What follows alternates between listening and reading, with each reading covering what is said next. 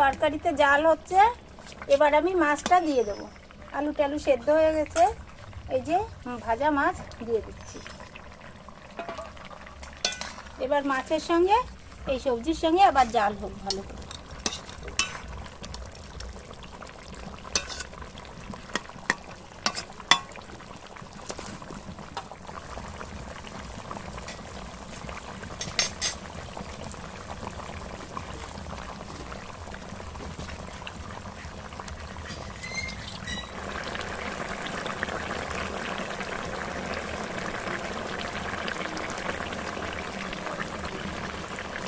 এই দেখো তরকারি হয়ে গেছে, এবার নামিয়ে নিচ্ছি।